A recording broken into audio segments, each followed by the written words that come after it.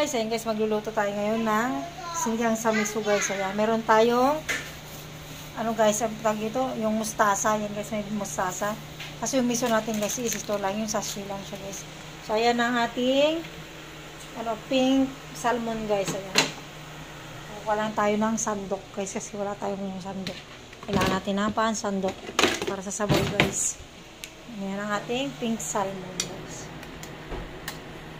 Kumukulo na siya guys. Habang kumukulo na siya guys is lalagay natin ngayon guys yung sibuyas. Ayan, kakamay na natin guys yung sibuyas.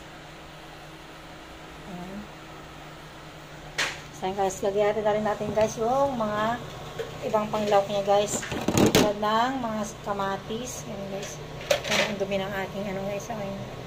Ito yung ating kamatis guys. Nabigyan ko 4. Lagay natin para masarap siya guys yung ating isda. Ayan, hugasan ko na muna guys.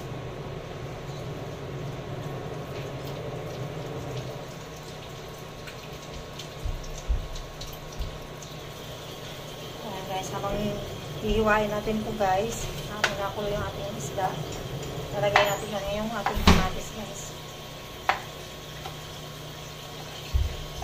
Ating kamatis. Pinili ko talaga yung medyo ano siya guys. Yung parang maliba pa lang siya guys. Ayan, hindi siya ganong inom. Para medyo maasim siya guys. Ayan, lagyan natin muna yung ating kamatis guys. Para habang kumukulo yung ating ano guys is para siya aasim na siya guys. Ayan. Lagyan natin yung 4 na kamatis guys. Sabihin natin. Para mas masarap siya guys.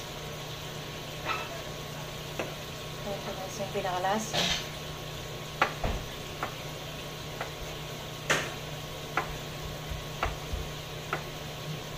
Ayan guys ang ating kamatis. Nalagyan natin guys. So ayan na siya guys ang ating ano isda guys. Ayan. Kumukulo na siya guys. Kaya meron tayong isang sili guys na naligaw. Isa pa tayong sili na naligaw guys. Yung nga nilalagay na rin natin guys. Yan ating labanos. Ating babalatan guys. Paborito ko ito guys. Ginagawa ko itong salad.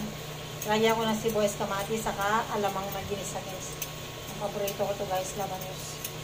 Kasi gawa ng yung texture niya guys is malutong siya guys na manghang. Kasi mimix sa ano guys, sa ating alamang na ginisa guys. Sa matamis-tamis na manghang na ano. Malat-alat, ang sarap siya guys. Ayan ang ating labanos. Kaya habang binabalatan natin guys, iwain na rin natin. Siyempre guys, para hindi makalat yung ating lababo, tatanggalin natin guys yung ating pinagpunatan.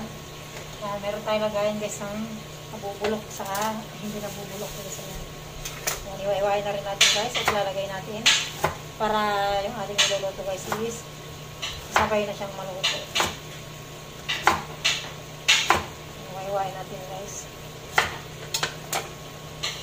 Ayan na siya guys ang ating labanos.